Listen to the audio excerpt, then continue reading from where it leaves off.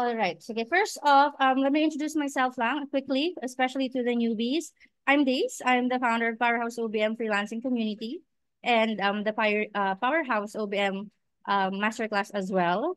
And together with me in the community are my partners and coaches, fellow coaches, Kai and Coach Vian. And to our Ellis here, thank you so much for joining us, guys. And I think yung iba nakita ko naman sa tribe, pag may skill mastery session tayo sa OBM. So, kaya walang OBM tonight kasi may session tayo dito sa community. So yeah, thank you for joining. All right. Sige, I think it's about a good number na we have here. And sige, I'll introduce na muna our guest, which I know you are all familiar na, but let me just introduce her properly. So our guest for tonight is someone who's a seasoned fractional COO, and she's been a dynamic force in the freelancing space since 2008. She's also actively involved in many organizations like the Freelance Movement Tribe, New Bold University, and Ecom Private Loop, where she focuses on helping course creators and thought leaders launch their courses effectively. Aside from that, she also specializes in personal productivity, business systems, and operations that are tailored for freelancers. And she shares more about that in her own page then and community. I believe she has her own community, really just helping fellow freelancers thrive. And aside from that then, sa mga professional things that she's doing, on her professional life, she is a lover of cats. Last time I checked, parang ampunan ng pusa. Cat shelter na yung bahay nila, but she has a lot of cats and she even, tag nito, kinukup-kup niya yung mga stray cats. She's also into self-care. So maano to mag-gym. Pero hindi lang yung gym para mag-ora-ora. Talagang yun? Weight training ba yun, dear? But I think, yeah, she could share more about that later. And all of that just really spices up her very unique personality. And what really made us jive, maliban sa love namin for systems and operations, is that she is also a BTS Army. So without further ado, let's welcome our guest for tonight, Nikael Reyes. Hello, dear. Good evening. Hello! Kamusta Alright. lahat? Hello sa mga Yes. ka-army namin. Nakita Yes. ko So na yung music gusto. talaga inspired by you. Yes. Kerokay na yung Gibaya. So hello. Everyone, if you are in the tribe or you've been attending our webinars, you know we have a belief na UBMs magaganda gwapo. So we really highly encourage you guys to open your cameras. Ayan. Sige kasi, dito rin sa Powerhouse, we love documenting things and this is an event that we also definitely want to document. So kindly open cam na and we'll do a group shot muna before we proceed. Ayan. Ano to? Proof of attendance. Sige, ayan. Ay, hello, Angge. Nakawi ka na. Hello, everyone. Lovely to meet new faces and familiar ones, of course. Sige. Who can Bien, ikaw? Kaya, sige. Ready na? Hi, Anne. Nice to see you again. 1, 2, 3. Second screen. 1, 2, 3. Thank you. All right. Ayan. Thank you, guys. Sige, kung may mga questions kayo, which I'm sure you will have, just drop them in the chat. We will monitor them naman. And then we'll just address that later. But then, of course, for tonight, it's really about getting inspired and getting to know more our guests then as well because she will be sharing with us her journey. So I'll give the floor to you, Nanika. Aside from what I've shared, what's something interesting about you lately that you could share with us? Yung una sasagutin ko, yung sabi mo, ano bang ginagawa ko? I do CrossFit. So, CrossFit is mix of powerlifting and then super cardio, like super hingal kind of cardio. So, yun. CrossFit yung tawag na. What's one thing that ano po bang hindi mo nasabi doon? Kasi yung cats nandun, the exercises there. Siguro that I am an OFW before. So, yan. So, I don't think nakwento ko rin yun kay Day. So, I've been in UK and Singapore. Ano yung mga line of work ko? I've done waiter, bartending, banquet assistant, parang yung mga ganon. Kasi hotel and restaurant management yung natapos ko. Oh, interesting. Yeah, I didn't know that. So, always something new to learn. Kaya it's Yeah. important na you catch up with people, guys. So, thank you. And yes, so since na-share mo na rin naman yon, it actually pretty much helped me with my next question, which is really, I want to know lang, and if you could share with us, what were you doing before you got introduced to freelancing? Yung totoong sagot, wala. Totoo kasi, pero before nun, galing akong BPO. So, I think 5 years ako in BPO. I did phone support for Dell. So, very technical yung account. O, marunong ako mag-troubleshoot ng computer pag Windows. Pag Mac, hindi po ako marunong.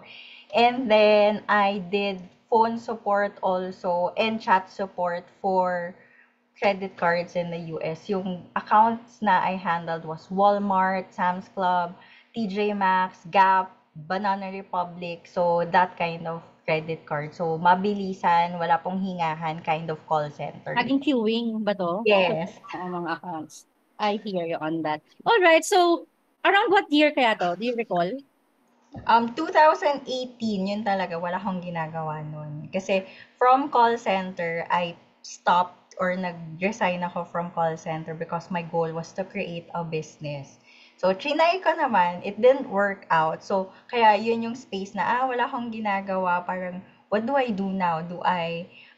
Sabi ng dad ko, balik ka kaya sa call center para lang may gawin ko or just go back to like normal corporate work kasi nag-retail din ako in the Philippines and then nag-hotel din ako dito sa Bellevue kasi malapit sa atin so dito lang sa Alabang.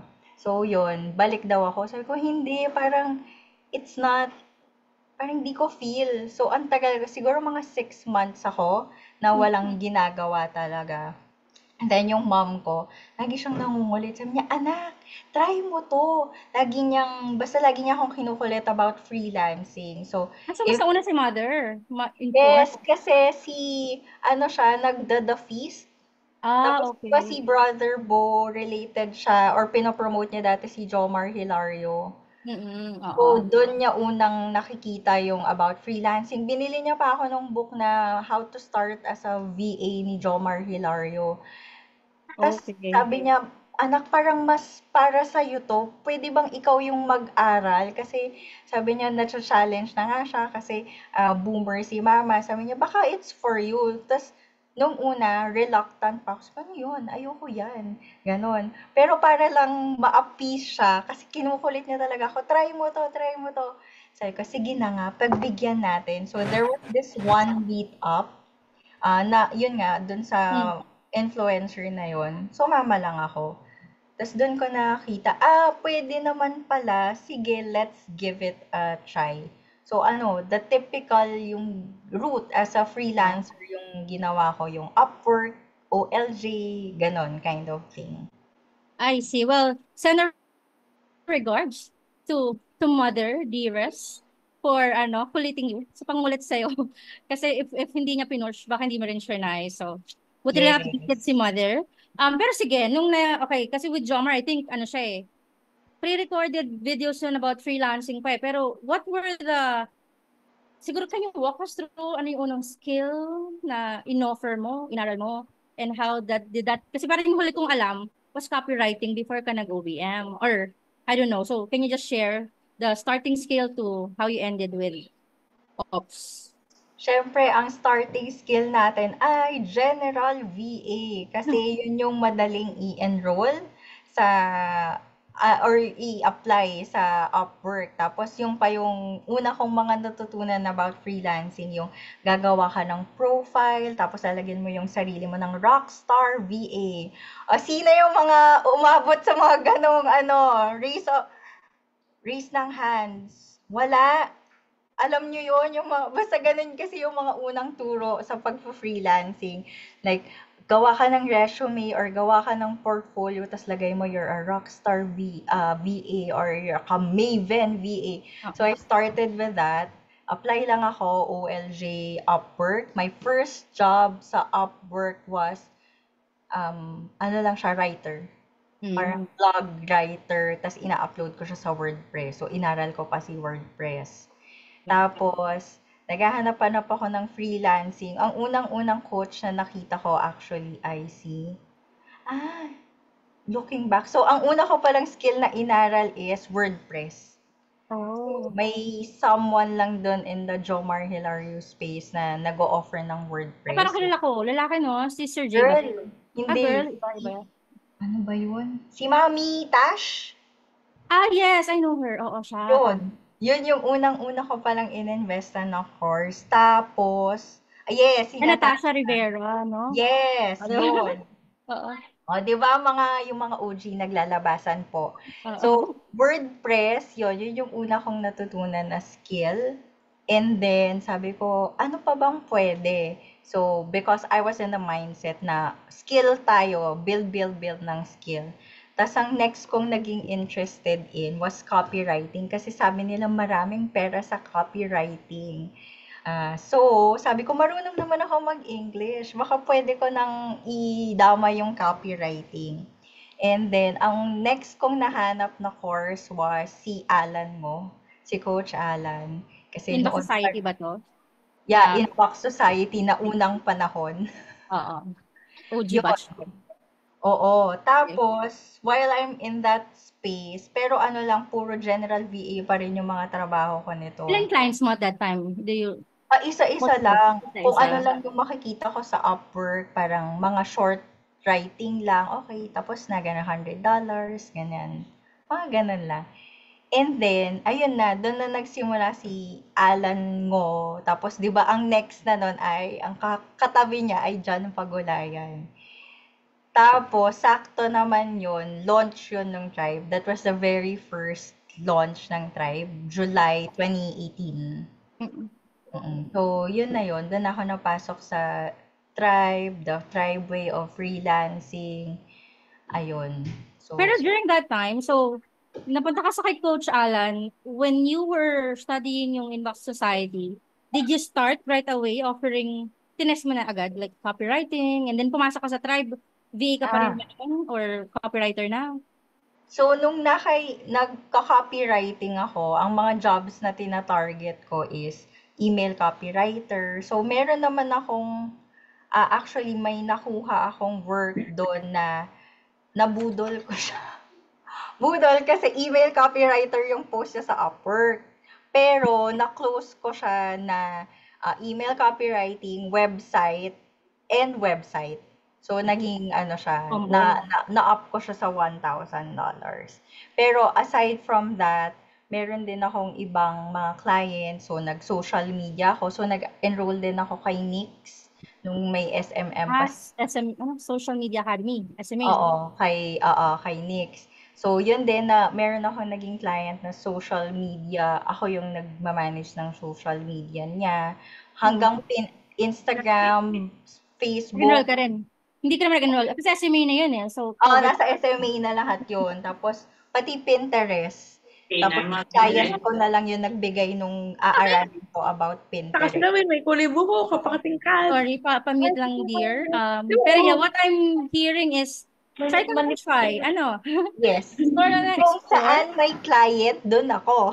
Pero ano ka naman, try ka ng try, which is good because you're not stuck at consumption, nag-implement ka. Pero pa isa-isa, din lang yung client at that time. Hindi ka pa nag-multiple.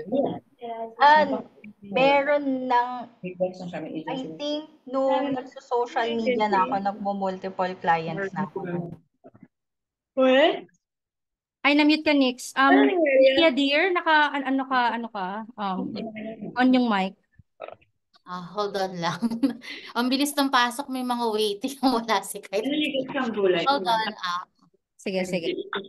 Inom ka muna water, Nix.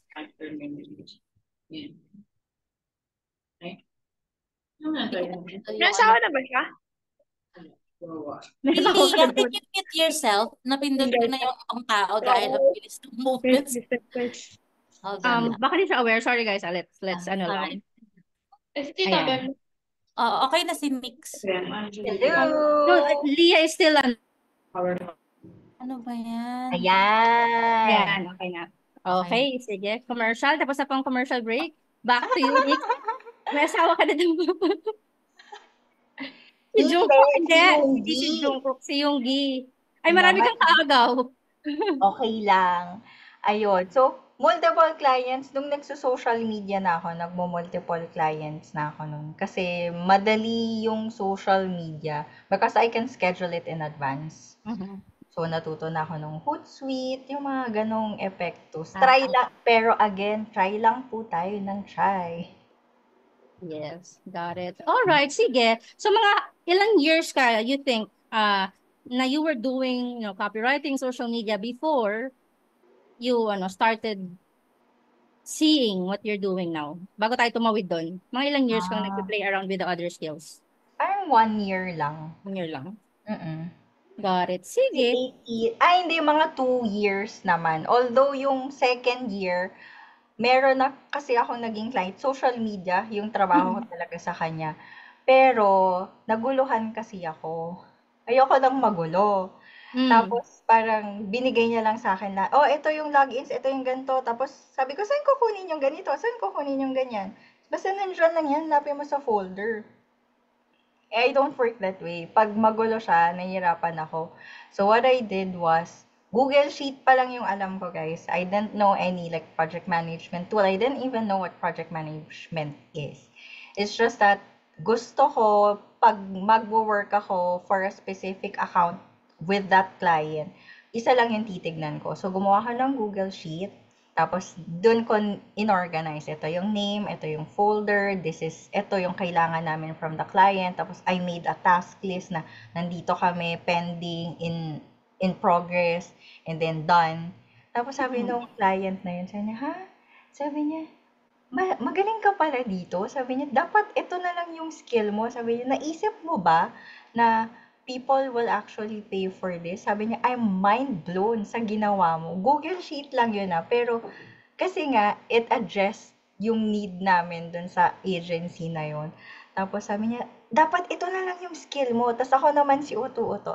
Ayun, nagpa-OBM naman ako. Kahit di ko alam yung OBM na yan, i-claim natin, OBM, ganon.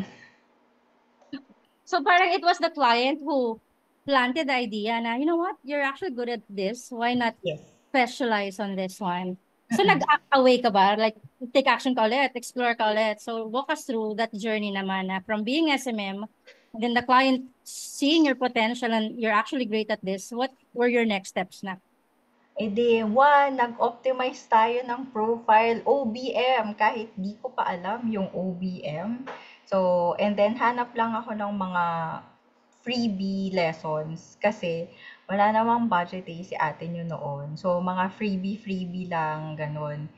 YouTube University, tapos ano lang, look for a client na naghahanap talaga ng systems or project manager. So, yun. If you're from the tribe, kumbaga the tribe way, I did it, pero with the intention na ngayon na OBM na or project manager na yung hinahanap kong mga clients. Yun. So yun guys, if you're in the tribe, and if you don't just watch, but actually execute, implement, you'll get the results you want eh. But, sige, going back to that. So you started positioning na yourself as an OBM. Do you recall ba your like first initial client? Nag-BCS route ka ba? Sabi mo kasi you did it tribe way. So what were the next things? Siyempre, dun tayo sa paid way agad. I need cash. So, yun, paid way agad. Tapos, kinakabahan pa ako noon kasi di ko naman talaga alam yung ginagawa ko.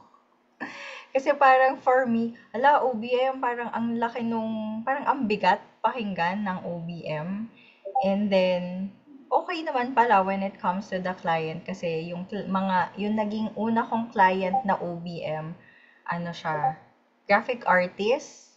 So, magulo talaga siya na all over the place in terms of like deadlines, in terms of talking to clients. So, that's where I came in na okay, lahat maayos. Parang lahat aayusin ko para sa'yo para yung client work natin parang in one folder, you're always on time. So, ayun. Ganun nagsimula siya. Pero how did you get, so sabi mo nung una, medyo natakot ka ng onte. do you recall, like, was there any significant mindset shift ba? Or it's really just, hindi, test ko lang to and I'll see how it goes? Paano mo na-overcome yung fear na you don't know everything yet, but then you're offering this skill na, and then, what was the mindset? Anong, bahala na lang ba? Basta I'll just do my best. Can you walk us through that? It's just, I'll do my best kasi um, may, parang yung na-realize ko kasi, I'll just do my best kasi wala namang mawawala sa akin. Yun yung mindset ko coming in. Kasi nanggaling akong, or actually before freelancing, wala akong trabaho. So, anong mawawala sa akin ngayon? So, kung mawalan ako ng client, ano ngayon? Hindi naman, I mean, I started from nothing. So, ano pa bang babalikan ko? Wala naman. There's nothing to be afraid of. And then also, yung natutunan na you just learn by doing. Kasi wala talagang, especially with project management, yes, there would be things like you can learn, like the principles behind project management, behind creating systems. Pero lakasan din talaga siya ng loob in a sense na you have to really apply what you learn, or you have to actually listen to yourself.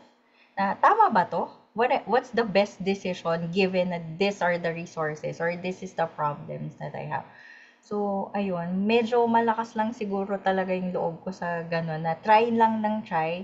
And then, meron din akong mga naging core friends inside the tribe na, parang, sige lang, try mo lang. Tapos, bahala ka, kaya tulong-tulungan tayo pag nakuha mo na yung client na yan. Kasi, at least alam ko na I have backup or meron akong malalapitan pag pag di ko na alam kung anong gagawin ko. Ayan. So, narinig niyo yan, guys, ha? So, just do it afraid. And what I like about what you said is, parang, wala naman mang mawawala. I remember that too. John told that to me nung takot din ako mag-transition. Sabi niya, kung hindi kayo hire, anong mangyari? Nasaan ka? Gagawin mo. Try ulit. Ang tanong niya lagi dyan is, what's the worst that could happen? Yes, di ba? Yan lagi yung tanong niya, what's the worst that can happen? Mawalan ako ng client. So, pag nawalan ka ng client, wala akong income. So, kung wala kang income, sabi niya, nasa bahay ka, papakainin ka pa rin ng nanay mo. Oo. So, what's the worst thing that can happen? Wala. So, just try. Yes. Ayun. So, I specifically recall that kasi yun din nga eh. Sometimes when I'm afraid to do something, it's really just because it's something new. So, what's the worst that could happen? You'll not really fail eh. Kasi you'll learn. Kung hindi, basta lang detach mo na lang din yung sarili mo sa expectation. Pero yes, sabi ni JC, may pahabol lang siya na question. Since, di ba, SMM ka, and then you learned about OBM, where daw or how did you find clients? Can you share the process? Like one sample lang siguro na medyo bite size para not so long. So, ang ginagawa ko noon is, I defined who I wanted to work with. So, I wanted to, in my head noon na, siguro yung mga graphic artists, magulo sila. Kasi they're creative. So, I'm sure, parang feeling ko pag creative ka, you're all over the place. Kasi you're artistic and everything. So, sabi ko, sige, mga graphic artists. So, as a graphic artist, where do I find them? So, sabi ko, in the space of internet, like, dahil nasa internet na tayong lahat, saan ako maghahanap ng resources? Or if I'm a graphic artist, pinagkakakitaan ko yung pagiging graphic artist, sino yung ifa-follow ko? So, ang sagot ko doon, when I did my research, was Chris Do. So, if you're familiar with Chris Do, he's a creative, he's a award-winning graphic designer, may studio and everything. So, I found his group. Tapos doon ako tumambay sa group niya. Tapos lahat doon, dahil siya nga ang go-to person ng mga creatives, graphic designers, and whatnot, lahat doon, yun yung gusto kong target market. So, lahat sila, ayun, I just message na, hi, hello, I've met you inside this community. I'm glad na we're in the same network. Or magpapapansin ka dun sa community nila, you answer them, yung mga questions nila, or dun sa Facebook group nila, pa-cute-cute ka lang dun, reply ka, gano'n, until you become friends with them, or connection mo inside Facebook. Tas dun na, pag nadi-DM mo na sila, dun ko na na-offer yung mga services ko. I see. So JC, to summarize, it's really just she was very clear on her ICA. And then one thing about that is you somehow look for the big fish. Yes. Kasi yung big fish, the network of that, most likely if they are following that person na malaking name sa industry, at ICA mo si big fish, malamang ICAs mo rin yung members ng community. And then just show up, guys, and give value sa community. Kasi that's also what I did when I was starting out. Sagot lang ako ng sagot ng tanong naman sa community na naglo-launch. Yun naman din kasi yung ICA ko. Avatar, ideal client ko at that time. Pero ikaw, dear, para kang, sabi mo yung message, so the common ground was you are part of one community, the same Yes. community, pero somehow cold siya, in a sense. Kasi diretso PM ka na, hi, we're part of, I saw you here, diretso, no? Okay. And then do you recall, meron ka bang na-close door or was the intention really just to papansin and build connection muna? Meron. May dalawa akong na-close doon. Yung mga graphic artist talaga. Na building there are mostly project management yung naging trabaho ko sa kanila.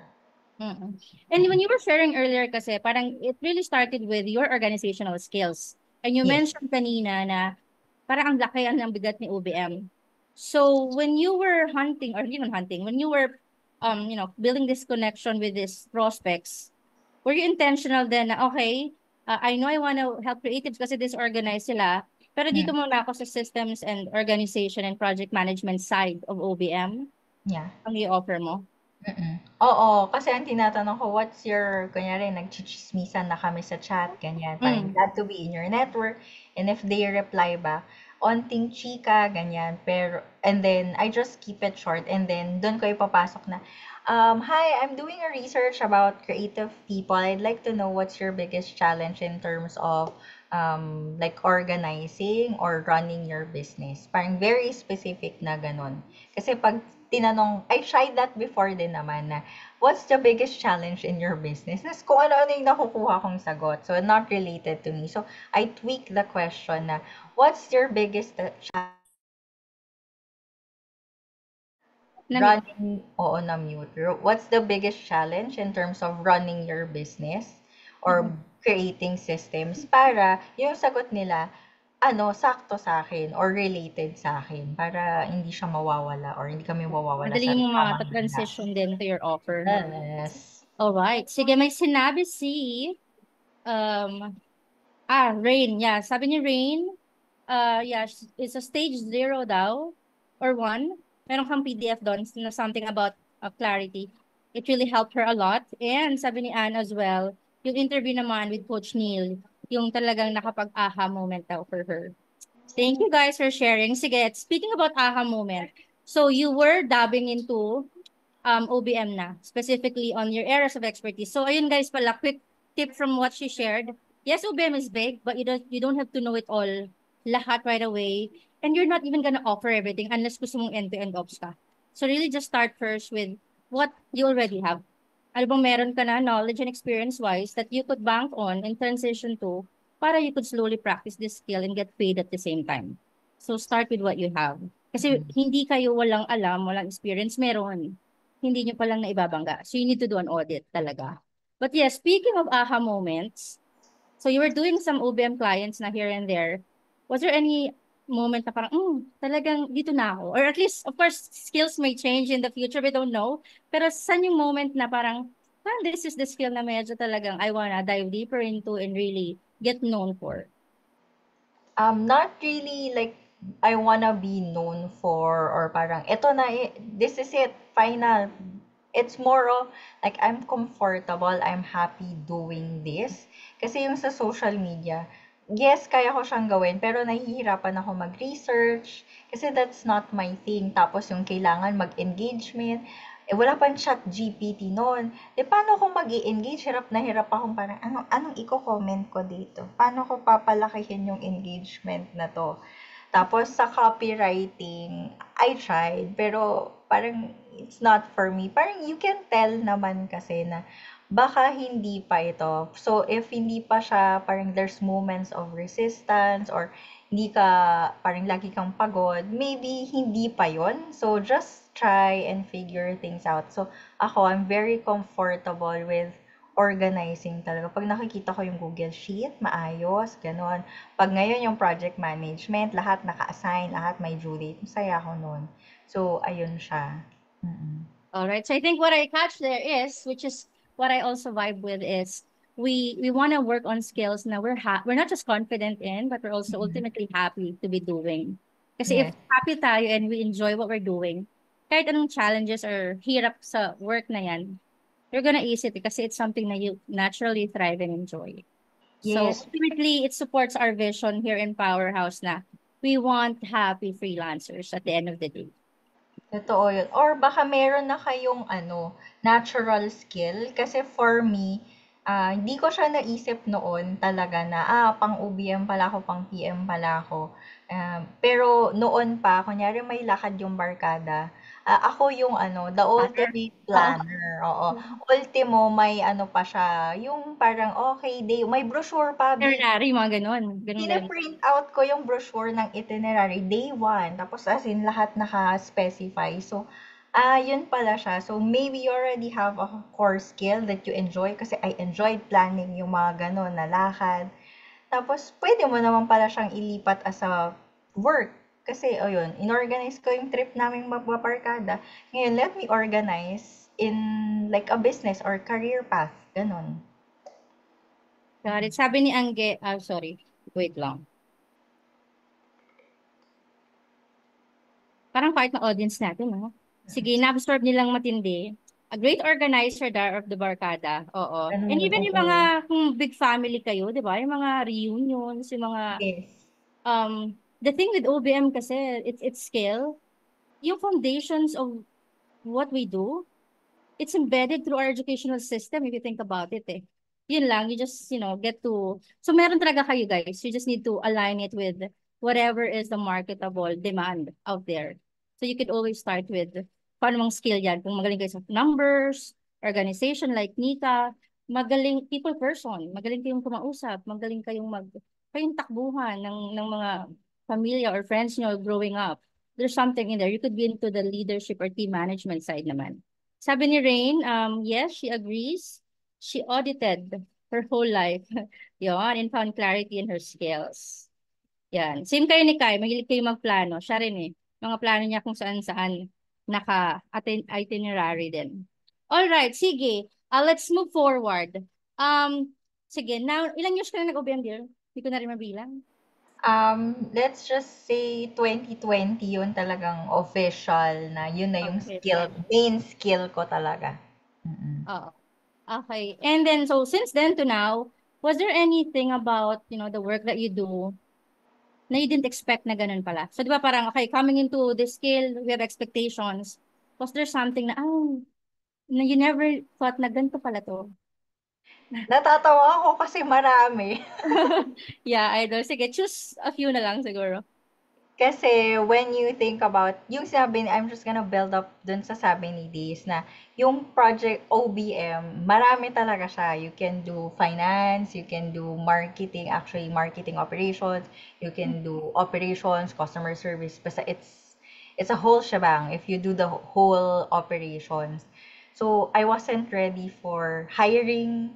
Parang akala ko mag-organize lang ako. Tapos biglang sabi ng client ko, palaki na yung team natin, mag-hire. Ako mag-hire? Paano mag-hire? Anong job description nito? Anong qualification? Paano ko malalaman sinong pipiliin ko? Tapos paano ko sasabihan yung mga hindi ko napili? 'Di ba? Parang, ano nangyari? So, ayun, hiring, firing, managing people, and then finances. Kasi for me, operations and finances, they have to go hand in hand. You can't have a good operations, wala kang cash flow. Or, basta, kung wala kang cash flow, it means something's wrong with the operations or something needs to change kasi wala kayong pera. So, kailangan nyo ayusin yung business nyo. So, yun, finances and managing people. I didn't sign up for it, but it's part of the job. Yes. And you grew into it naman na. But now, it's something na you enjoy? Finances, hindi pa rin. I'm not a money person. Pero, dahil skill natin mag-organize, so, hinahanapan natin ng paraan sa Google Sheet. So, si Google Sheet ang magko-compute. So, that's where, ganun ko siya parang napagsasama yung skill ko. So, yes, I'm not good with numbers. Bakit? Pero, hahanapan ko ng formula sa Google Sheet. Kasi yun yung magaling ako Google Sheet di laban ko yung Google Sheet. Yun. Always parang going back to your your roots in a sense. Okay, sabi ni Kat, Kai, gotcha, ako din, ganyan. Yes, and I agree with your point na operations and finance go hand in hand kasi ultimately at the end of the day, if you're negative and losing money, operations will disappear kasi sino pang siservisyohan? Wala na rin taong gagawa kasi wala na ng fund. So, very important, the number side of things. Okay, what is it naman about, sige, sorry. Meron akong prepare na questions kasi baka mag all over the place tayo. So let me just quickly look. And kayo guys, kung meron pala kayong questions for Nika, for anyone in the room, just go ahead and drop them.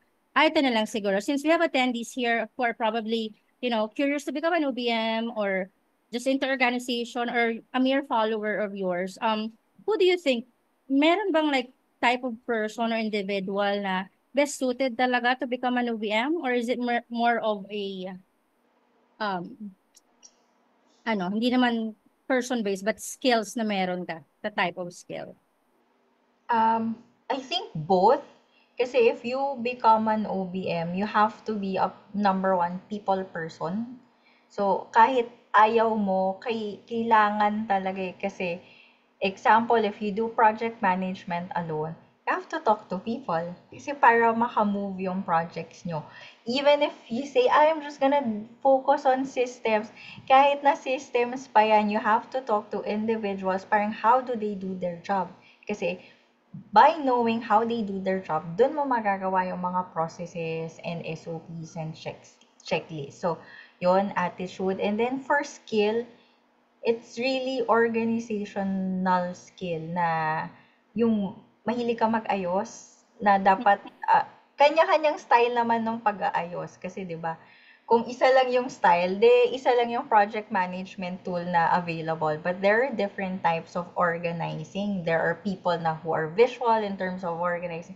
But you have to have a sense of being organized. Na dapat 1, 2, 3, 4, however that style is, pero merong some kind of organization sa'yo. Yun. Got that. So, ayan guys, I hope you are reflecting na kung pa-OBM route ba talaga kayo or not. And yung mga OBMs na dito, I hope with Nico's journey, ma-let go nyo. Kasi ito na-observe ko because we're attracting a lot of individuals who are corporate people, well, at least in our class. Oh. And they are very experienced and knowledgeable, but they're very tied pa to the old ways in a sense na, syempre kasi sa corporate, kailangan talagang siguro, to a T, and the expectations are higher, and hindi sila makalet go dun sa mindset na, hindi, kailangan alam ko lahat. Kailangan ganito, ganun. So with Nika's journey lang, what I'm getting is, yun nga, she's doing it afraid, just focusing on implementing para she could learn and adapt from there and then just grow into the role. So yung mga, if there's anyone here, and I know for a few there are, if in doubt pa kayo guys, can you do this? Dapat galing kayong corporate. Really just need to let go of your need to control things and to know it all. Kasi as OBMs, we'll never really know it all. The learning and knowledge and insight will come when we're actually already doing the work. So just again, start with your super strength skill, which is usually yung either naturally you're good at or nakokomment ka since bata ka or kung saan ka may knowledge and experience na. So maraming ganyan eh. Even with my students, talagang ang top one na reason that's hindering them is their yes, perfectionist mindset and the need to to know it all, and at the same time, lack of self-belief as well. So we should be our best ally as well. So let me just quickly read the comments. Meron pala ditong from corporate guys, or maybe nasa may work pa kayo and you are, thinking kung mag-freelance ba kayo or not. Or lahat ba dito? Dahil halos similar networks natin. Puro to freelancer. Sige, let us know. Ayan si Anne. Si Anne is actually specializing sa Google Sheets eh. Nakita ko yung offer niya. Very unique, very quirky, very fun. So, sa mga Excel folks dyan or Google Sheet folks, yeah, you definitely want to connect with Anne. Sabi ni IP, you mentioned being a people person as an expressive person. May mga tips po ba kayo on how to communicate better? Medyo big yung tanong na how to communicate better kasi how do you communicate with the team? How do you communicate with like the client? How do you communicate? Parang IP, if you're there, parang can you give like an example na sino yung communicate? Who do I communicate better? Kasi who do you need to communicate better to? Kasi depende yon sa sino yung kausap. Then dun ako makakabigay ng better answer. Yan. Sa team daw niya. Sa team. So sa team, what you can do is create an environment where they can speak. You have to force them to speak. What do I mean by force to make them speak? Usually sa meetings ko, lalo na pag may bago, meron akong pa question and answer portion. So when I start the meeting, meron tayong question of the day. And the question of the day is, yung random siya, as in very, very random na example, para kung na stuck ka sa isang island, sinong gusto mong kasama? O kaya pag medyo pangit tong example na to kasi pag nasusunog na yung bahay mo and you've already gotten the important things, na like your papers, your money and everything, anong next mong kukunin? Ito, basta natanong ko to sa team. Tas for me, nakilala ko yung team better na, ganun pala yung gusto niyang kunin. Bakit niya kasi merong isang sagot niya, kukunin ko po yung stuffed toy ko. So, bakit si stuffed toy? Kasi very important yon since bata ako, nasa akin yung stuffed toy na yun. So, this person, as a team member or as a, parang yung projection niya, she's very strong. She's, basta ganon, strong person, strong woman. And then, malaman ko, stuffed toy yung una niyang kukunin. So, those kinds of questions, they help parang loosen up yung team. Tapos pag loosen, okay na sila, they're more likely to talk to you na. Kasi parang lahat sila nakapag-share. So, mas kilala namin yung isa't isa or we've shared something, kumbaga, special or hindi usually commonly na share. So, mas feeling close na sila. So, that's number one. And then number two, I talk to them individually. Parang, kamusta ka na? Saan ka na? Kasi at the end of the day, if you have a team member or you are running a team already, so before work, kasi even if you look at their performance, sometimes their performance is actually affected by what's going on in their lives. Kasi minsan meron akong team member, parang ang baba nung baba ng moral, ang tagal ng mga deliverables niya. And then when I ask what happened, sabi niya, sorry kasi there's something going on with my family, blah, very sensitive yung issue. Tapos, ikaw, imbes na pagalitan mo, okay, sige, ako pa yung nahiya. Kasi, ganun ba? Sige, magpahinga ka muna. Pero, parang nagkaroon kami ng better, parang working relationship. Kasi after nung nakahinga na siya, parang bumawi naman siya. Kasi alam niya na naka-miss out siya. So, you have to treat them as persons. That's why, during the meetings din, ganon, very personal questions. Para tao kami, we know in each other as a person, not just a workmate. Yeah, I love it. Thank you, Nix. Ayun, thank you for asking that as well, IP. Ultimately, it's all about, culture building is huge talaga with team and ops management. And what I like with those type of questions is, it also shows you the values of that person or what that person values eh. Kasi diba, usually, alam na yung mga yan, yung mga tatanong, pero pag out of the blue na ganun, you get a peek into the person's personality and values and you could check if there's culture alignment with that person as well. And talaga when it comes to team management, guys, if you're in the leadership position, which you will be as operations, before they will follow you, you need to influence them to not just follow you because you are a person of authority, but to really just respect you because they want to. And for you to get that respect, you need to respect them first. So talagang bababa ka to meet them where they're at. Kasi once na naging comfortable sila and nakita nila na, okay, ano talaga to, parang just someone who's really genuinely concerned for my success to mag-open up yan. Mas magiging compliant, mas dadali ang buhay natin. So kaya ako for me, onboarding ko sa client, I always tell the client, mahalaga how you introduce me to the team. Lalo na kung, bawa, 10 years na sila, may VA na pioneer. So kasama niya 10 years, di ba? Tapos VA pa din. Kahit pa siguro head VA, bigla papasok ako as ops. So, org chart-wise, mataas ako kay pioneer VA. So meron talagang resistance doon. Conflicts will arise. But then, if you really show na, okay, you're there to help, not to make their lives, harder or to boss them around, they're gonna be more open to that change. So there's definitely change management that's gonna happen, but it's just gonna be super helpful if the client introduces you in such a way na will support you to do your job really well then sa organization. Okay?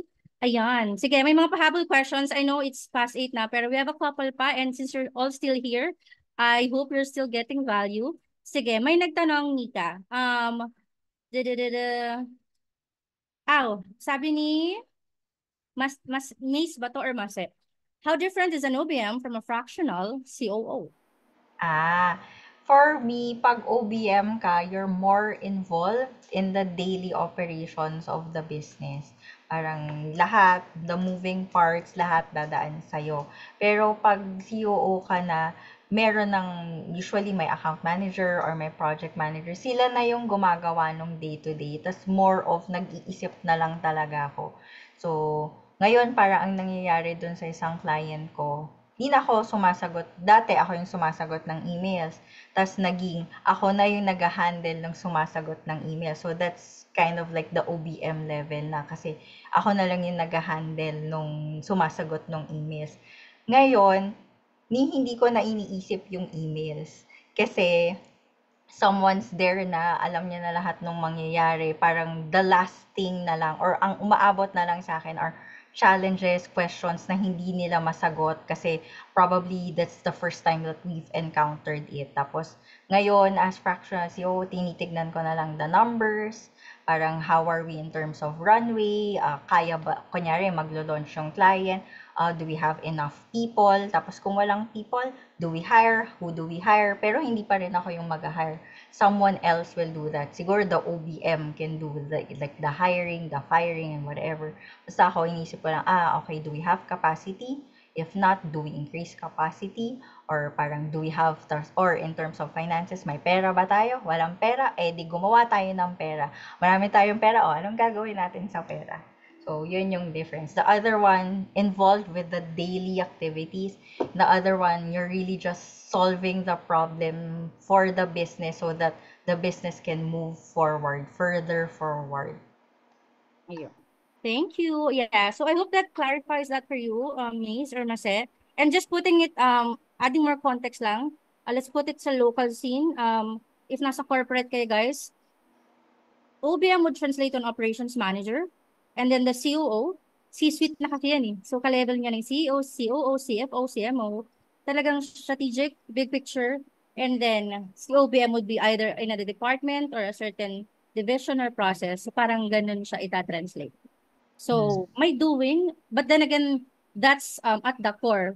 Pero kasi pag pumasok kayo sa mga organizations, minsan i-interlace yung terms, but if by definition talaga, ganun yung anuhan nila. So ibang ganyan nilang sa corporate paano ba? That's how you'll be able to understand the difference. And then kaya kami fractional kasi hindi kami exclusive.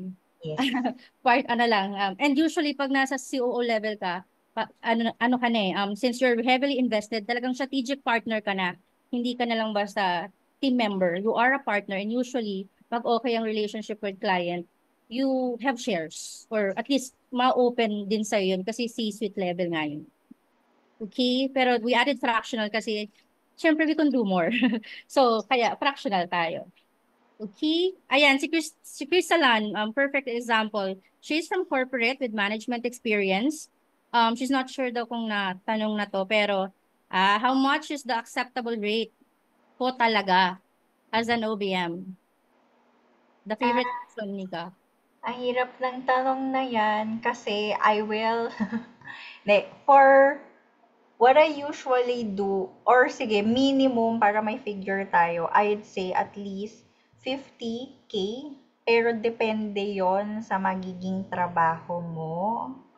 Kasi kung ganong rate, ano lang ako, I would say systems, gagawa lang ako ng systems or isang project lang yung ima-manage ko. Pero kung lalaki yung scope of work na I will hire, I will do this, I will do that. So, ayun, those are the factors that will affect that. Another thing that I look at is yung monthly revenue nung client.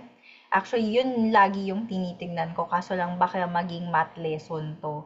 Pero minimum at least 50 because they're paying for increased capacity. They're not, kasi for ibang skills, kunyari FB ads, lead gen, you can easily calculate na, tumas yung sales. But for operations, sometimes hindi mo maisip, saan pa manggagaling yung revenue or saan ba ako papasok dito? You affect the whole business kasi parang lahat yon may touch ka. So, yun nga, increased capacity or better kumbaga workforce, dun ka papalo. So, medyo mahirap nga siyang i-explain. So, it's either 50 or para mabilis ang computan din, what I would do is, pag alam ko yung monthly revenue ng client, I would charge 3% up to 10%. Depende sa revenue. Yun. Depende sa roles din. So, yun. Yun. I'll leave it at that kasi hahaba. Yes. Yeah. I support. Sige. At the end of the day, guys, ano yan, you identify, you align it with your goals. Align ba? I mean, kasi sometimes, for me, I believe na our rates should be, should be a reflection of the lifestyle that we want to live. So look at the rate you're charging now. Is it helping you live the lifestyle that you want to live? If not, bakit hindi mo pa na-increase? Or bakit ganyan pa? Baka kasi you're lacking in something. So be open then to accept that and then do the work to fill the gap para you could charge more confidently. Okay? Sige, a few more questions dear. Sabi ni Bai, is your job title in Upwork or OLJ fractional COO? Yes. Pero hindi ako masyadong gumagamit ng for context, di po ako masyadong gumagamit ng OLJ or Upwork ngayon. Most of my clients just come from my network already. So build your network of, lalo na pag yung na-build mo na yung may mga first few, maybe 3 to 5 clients, tas it's in the same ICA, sabi nga ni Days or target market. Basta if you're in the same industry, 3 to 5 clients, usually umiikot na yan. Parang magkaka-leads ka na. Or they will already know na, ano ba, systems ba, sinika, ganun. So, build your network. Yes, agree. Sabi ni Karen naman, how long usually pagiging OBM sa mga clients? Depende po ba sa needs nila? Full-time work din ba siya? Or required a specific hour lang? Before you answer, dear Nika, guys, if you are members of the tribe, you could also watch our skill mastery sessions sa OBM. We run through the basics, the foundations, the nitty-gritty, the pricing strategy, the SOPs, the DCs, nandun din siya. So, revisit nyo lang si Atlas. But, yes, since you're on the call, we'd give you the answer you want from Nika. Pagiging OBM, full-time, never akong nagtrabaho ng full-time kasi ayokong matali. I don't enjoy pag hindi ako na-challenge. So, pag pare-pareho yung work, I'm bored. So, I always find, or gusto ko laging may bagong challenge. So, no to full-time work. That's me lang naman. Tapos yung range ng project, it depends on the project. So again, talk to your clients or yung potential leads nyo. Kasi I have clients na since 2020, client ko siya. Hanggang ngayon, client ko pa rin siya. And then I have clients na short term, meron akong ginawa na systems lang. So within parang 2-3 weeks lang, natapos na namin yung project niya. So, depende sa anong kailangan. That's why you have to know anong kailangan nila and how can you come in to become the problem solver of their business. And if you, pag na-scope out mo yung project, since project managers naman tayo dito, since you scope out the project, ikaw yung makakapagsabi, this will take 1 month, this will take 3 months, this will take 6 months. And then, depende na sa inyo ng client kung you're gonna take the, 1 month ba, trial muna, kasi pwede yon, just to see if you can work together or align kayo in terms of like skill and in terms of vibe. And then, saka nyo i-prolong yung project. Basta scope out the project and then ikaw yung makakasagot if full-time, short-term, long-term project siya. Got it. Ayun, I hope that helps you, Karen. Si Prue naman, sabi niya, as a general VA or executive VA, moving into OBM and reaching out to new clients, how do you handle requests for a portfolio when you don't have one? Given that portfolios are usually for creatives showing their work and general VA work involves confidentiality, how can you demonstrate your skills effectively to potential clients? Is offering a free way daw ba a good way to demonstrate your skills? Yes, kasi pwede naman si BCS. Although, sa project management, kasi parang ang hirap, for me mahirap yung free skill because unlike example, social media. So, social media, pwede kang gumawa ng 30-day content, tapos pwede mong upuan lang yung 30-day content ng 1-2 araw, tapos you can give it out for free. Pag project management kasi, di mo naman masasalansan yung project management ng 1-2 araw. It takes a lot of time to really digest the process nung isang client. So, for me, ang pwede mong, how you can come in ng mabilisan is you can do a business audit. Kasi parang ano ba, yung call mo instead of just being an interview, ikaw yung mag-interview dun sa potential lead. Kaya ano bang kailangan mo? So, meron ka bang ganito, ganyan. Tapos, be specific kung ano yung mga parts ng business na pwede mong matulungan. Or maybe siya yung nagsabi din na kailangan ko ng help sa service delivery. So, you have to audit kung ano yung service delivery niya. Parang ano yung major processes nila. Tapos doon mo malalaman, this is where I can help you in. Or kung gusto mo naman may portfolio, what you can do is you can provide or you can create a case study. Kasi sa case study, pwede mo namang i-block out. Sabihin mo, client A. Tapos, gawin mo siya parang, prisoner, gano'n. Yung naka-block-block yung face, gano'n. Pero, si client A, this is what I came in. Ito yung problema. This is what I did. And ito yung naging result namin. So, di naman kailangang mag-disclose ng important information. But you were able to say na, ganito yung nangyari. Ganun. Doon mo mapapakita yung mga skills mo or the results that you can bring in. Got it. Ayun, I hope that helps you, dear. And yes, for OBMs talaga and ops people in general, it's somewhat hard to document what we do, especially kung COO, because it's a lot of strategy. It's all happening here. It's all happening in conversations. So the best route to go is to do a case study. And OBMs then is one skill, OBM, COO, whatever you want to call yourself. It's one skill na we benefit a lot by building a strong network. Kasi nga we don't apply as much na.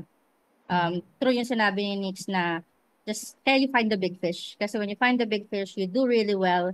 That's word of mouth. Our role is high value and it's also high trust.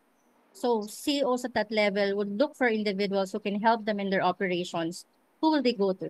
Platforms or fellow business owners who they trust and know are also in the same stage as them, understands them. Usually, tatanungan lang sila. That's why we go around lang. Totoo yung high trust. Kasi for COOs, you will be OBM, COOs, yun nga, whatever you wanna call it, bibigyan kayo ng credit card ng clients, bibigay sa inyo yung financial account ng clients, you will see the profit and loss. So for a business person, a CEO or a founder, to be able to give that information to you, dapat trustworthy ka. And who do you trust? It's the people around your network. So mas maganda you build your network. Right. Okay, thank you. Ayan, meron pa ba? Before I go to my last question, thank you guys for sticking with us. Ito kasi mga more onto systems ito, I think. Ano daw, tools are you using to form systems, Nika? Ang favorite ko ay Notion. Number 1 is Notion because it gives me the space to be creative. Tsaka medyo may background naman ako on very basic programming. So, na-enjoy ko na kaya kong i-type lahat out in Notion. And I know yung Notion kasi ginawa siya for programmers. And then ClickUp kasi so far sa lahat ng na-try ko, yes po, mahilig po ako mag-try ng mga tools. So far, ClickUp pa rin is the best in terms of yung affordable yung price niya and the mga tools and automations and everything and bells and whistles. Si ClickUp yung good parang sulit, kumbaga, si ClickUp. And then, parang yun lang yung two major tools na nila. Tapos syempre, Zap and Make. Kasi we automate kung kayang i-automate po natin. Yes. Ayun.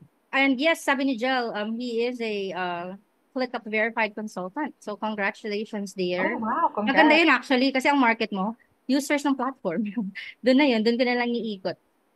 Kaya maganda rin sa mga platforms eh. Okay, sige. Ito, ayaw paawat ni Kat. Si Biana nagtatanong, sige, range na lang daw, Nix. How much ang rate? Range, if local client. Ganun pa rin, 50. Pag tumawad o kaya may friend rate din kasi ako, sige, pikit mata 30, ganon. I feel you. Ano kasi yan, dear, yung 50 na sinasabi namin, talagang yun, walang friend rate, kumaga foundation, pero yun, minimum. Kasi nga, iba yung work natin. Yes. Pero, ako rin, meron akong friend rate, pero ang tinitingnan ko, yung exchange of value. Yes. Usually, yung mga nag-yes ako sa friendly rate, yung network niya, malaki. Like ako, kaya ako napasok sa operations talaga na COO level is because sa B2B, may client akong pinasok ako sa B2B world, doon ko naintindihan. Tapos, 35 lang kami. Pero yung team niya, apat lang, ako pa nag-hire ng dalawa. So, di ba, easy peasy. So, you always want to put yourself then in a position that will still allow you to succeed. Pero, sometimes kasi, the value isn't just always monetary. Look nyo rin yung expansion ba to ng network mo, yung gusto mong aralin. May client ako, pinaaral ako ng Tony Robbins Mastermind Live. Yung mga ganun. So, and kasi, especially kung first time you guys, you just need an entry point eh. So, kung may exchange of value naman, di why not? At least you get paid, di ba? Mas okay na yun kaysa free BCS. And then, every new client, you increase your rate until such time, magigauge mo na, ito yung range ko pag ganito. Ganun siya, dear. Sabihin mo yan kay Bien, Kat. Oo, correct yun na network or what else kasi sometimes lagi tayong focus on what's the rate. So what else can you get from it? Kasi yung network, ayun, may client ako na ganun. Kinuha ko lang siya kasi pumayag ako sa friendly rate because I know that the people I will meet here, I will benefit more. So, yun. Di man siya money now, it will be my money later. Ganun ko siya iniisip. Or, pwede rin yung experience. Kasi, I would always say na Tribe has been one of the most up, down, left, right, whatever kind of experience. Kasi, siya, basta ang dami kong natutunan. Parang looking back nga, noon kasi meron akong gustong course na kunin about OBM. Wala akong pera nga noon. Sabi ko, diyan ka lang. Pag nakaipon ako, babalikan kita. Tapos, okay na ako, babalikan ko na siya. Yung course na yon sabi ko, ito talaga yung outline.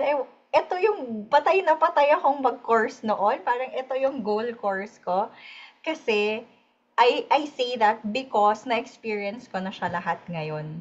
Parang mas better, parang yun pa yung naging parang payoff ng Tribe sa akin. Na sige, it's not the best. Yung, kumbaga, hindi lang money. Na sobrang natuto ako na nag-hire nga ako, natuto ko magbasa ng PNL. So, tignan nyo rin at that kind of value, lalo na yung project management. Kasi you're gonna be part of the business. Baka meron sa inyo mag-offer ng partnership or equity. So, tingnan nyo all sides of the business. Ayun. Thank you for that. Ito yung na-share mo before na class. Tableau. Yes. Ha? I remember. Yes. So, yun guys, promise, pag napunta kayo sa isang company, especially if you help that company, startup siya, hindi naman diretso scale yan eh. Nasa mag-grow mo na yan, sustaining, kailangan okay muna bago mag-scale. Pag nadaanan yun, no other certification or class would, equate to the value you'll get from being immersed in such type.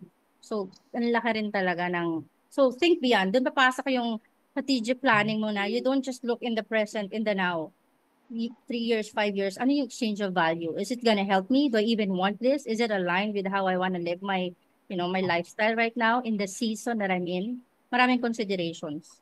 And yun, mga plano nyo sa buhay, practice na yun, yung OBM thinking. Na tama ba to? Bakit ako stuck yun? That strategic thinking, planning na, auditing, lahat mapapractice and may implement nyo, especially if nasa people management side kayo. Kasi kung naguguluhan kayo now, mga team members na ma-manage mo, maraming for me, the hardest talaga is team management because hindi sila system, hindi sila proseso na walang buhay. They're living individuals na may emotions, iba-iba ng culture, iba-iba ng background. So the management of that is just so chaotic but so rewarding as well. Okay, ayan, I think that's good. Ayan, narinig daw ni Bien. Magpinsan kasi sila, si Kat and Bien. Okay. Sige, last na humabol si Bai before I have my last 2 questions. Do you choose industries po? Specific industry, sabi ni Bai. Yes, you have to choose a specific industry because with OBM, since covered mo nga lahat or there's a big chance na you would be a part of everything that goes on in the back end, pag marami kang industries, maraming sakit ng ulo ang dadalhin mo sa sarili mo. Or if you put it in a different perspective, if isa lang yung type of client mo, you kind of know or understand the business better. So you understand it deeper instead na yung client mo is papalaparin mo na mayroon ako ditong local business, mayroon akong coaches, mayroon akong whatever, basta madami. Daming kind of strategies yung papairalin mo. Unlike if you go deep into a specific industry, all the ins and outs, alam mo na, kunyari, ngayon, I'm in the launch and the courses kind of industry. So, ngayon, pag may nag-launch, parang, gusto ko, 500 leads kami. Sabihin pa lang yun ng client sa akin, kailangan mo ng 50,000 leads. Kaya mo ba mag-produce ng 50,000 leads? Saan natin kukunin yan? Ganon, kasi alam ko na agad kung saan huhugutin yung mga information, alam ko na yung mga benchmarks. So, andali na sa akin na ito, tapos yung project management ko, nakaayos na yun, naka-template na yun, o maglo-launch. Basta alam ng team ko yun, naka 1, 2, 3, 4, 5 na yung gagawin namin pag may launch. So, mas madali pag ganun, isa lang yung iisipin mo, isang type of result lang yung hahanapin mo. So, yes, pick an industry. Alright. Sige, I hope that helps you. Sino nagtanong Bal? Okay, I think we're good. Sige, before I move to the last 2 questions, hindi pala nakapalakam ko, sorry. Before I move to my last 2 questions, let me just share a few things to our audience. If you guys are interested to know more about operations and business management, you can join our free community if you're not yet a part of that. Ayan, dinrap na ni Coach Kai sa link. And kung naman you've identified na parang may skills naman ako na pwedeng papuntang OBM yung direction, then you could also check our OBM Clarity free workshop. That's free, guys. 3 video series lang yan to help you really gain clarity. The objective of that is at the end of that workshop, you could answer confidently if being an OBM is for you or not. And then lastly, sa mga OBM sa dito or yung mga sure na din, but then you don't know what specifically to start with, lalo kung ayaw nyo namang end-to-end ops muna, agad-agad, then we have the OBM archetype quiz, also free. You could just check the link, just answer the questions, and based sa piniling answer, you'll be given the highly accurate type of OBM archetype na bagay mong simulan muna to start, especially if first time mong mag-OBM, para you could focus on that muna and then you just expound and learn about the rest once you have clients now because you'll be more confident by that time. So you could position your offers better. Okay, ayan, thank you. Sige, thank you Coach Kai for dropping those links. Second to the last ko na ba to? Yung iba kasi nasagot mo na rin next eh. Ano na lang, bakit ka muna Bakit mo Ba't ako nasipin yung army? bias mo? Correct. Trabaho yung utak mo. Tingnan nyo, ganun talaga, find people that you can vibe with. O, di ba? O, diba? Ang galing mo doon. Nabasa mo yung ano ko. Naisip ko. Sige, hindi. Pero seriously,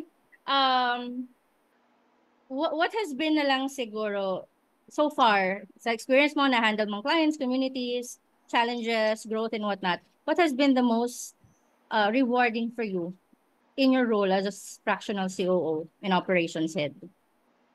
For me, seeing the people that I work with grow.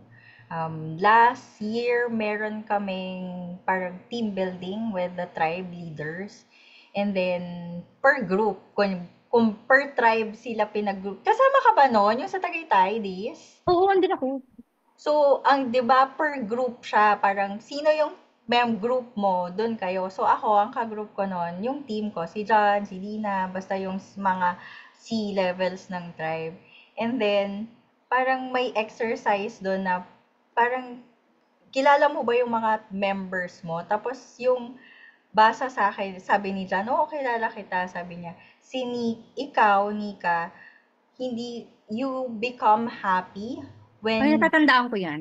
Sino when yun? the when the people around you are happy, or if you make them happy, dun ka mas happy kasi there are people na happy sila pag tapos yung project, or there are people na they will be happy if you praise them. Oh, ang galing mo.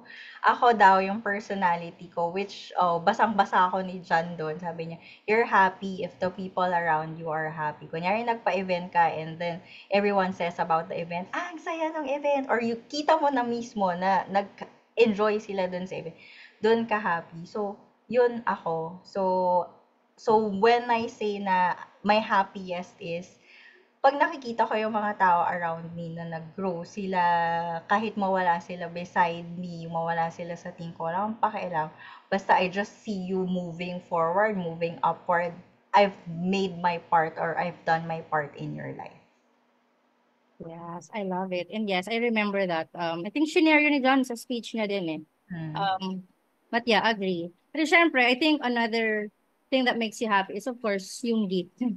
Pero totoo rin yun. Yung and your cats. Sige. Ayun guys, do work that makes you happy. UBM man yan, FB ad, social media. At the end of the day, we only have one life to live. Might as well, do it working on something we truly love. Okay? Sige, may feedback form pala na drinop si Coach Kai. That's for all our guests kasi. We share it to them. So please just share your feedback, your thank yous kay Nika by answering that feedback form, guys. I'll share that to you, dear. Give me time lang. But yes, please check that. And yeah, for people na maybe are still not following you or wanna connect with you more, do you have any group na you own, or how can they reach you, Nika? Sa Facebook lang po ako ngayon. Doon lang po ako buhay at the moment. Kasi, yes, we have responsibilities. Ayun, may client work ako. I have my group pero hindi siya active. So, doon na lang ako sa timeline ko nakakapag-post. Just follow me there if I'm gonna be active on my group again. Makikita nyo naman doon. Tapos, kung mga OBMs kayo, wala pa kayo sa Powerhouse, please join Powerhouse.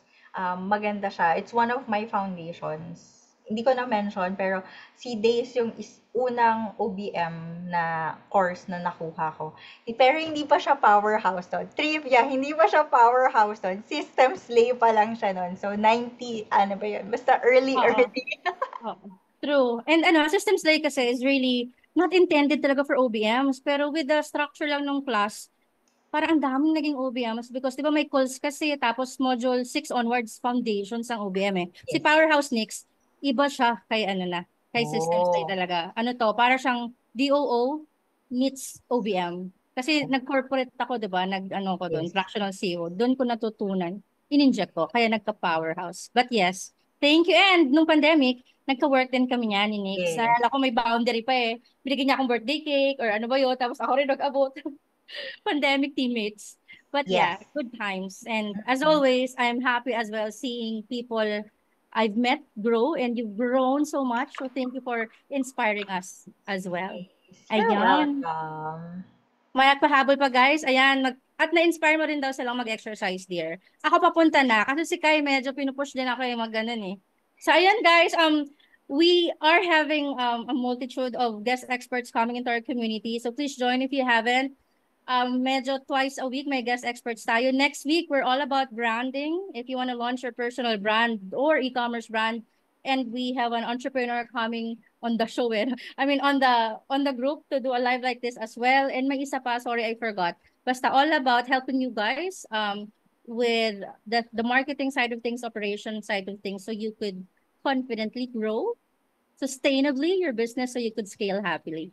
All right. Thank you so much, my dears. Thank you, Nika, for gracing us. You're Alam ko, busy ka. welcome. God bless. At kung di ka pa nakapunta sa BTS Verse, pumunta ka na habang meron pa kasi mag-enjoy ka. Sama mo si Camille. God bless, guys. Thank you. Thank you for your time, Thank Nix. you, Thank you, Ken. guys. Thank you, Bye. everyone. Bye-bye. 고민 중 내가 가지게 쉽게어린 것 같다가 씨발 예고생한 거 보상받는 것 같다마는 아쉽고 이게 뻔고 존나 높게 난 있는 거치는 공허 양산동에서 시작한 10년은 여지났지만 그때랑 똑같네 머리가 복잡한 건 새벽에 맞는 저답이 여전히 그때와 같네 내 삶의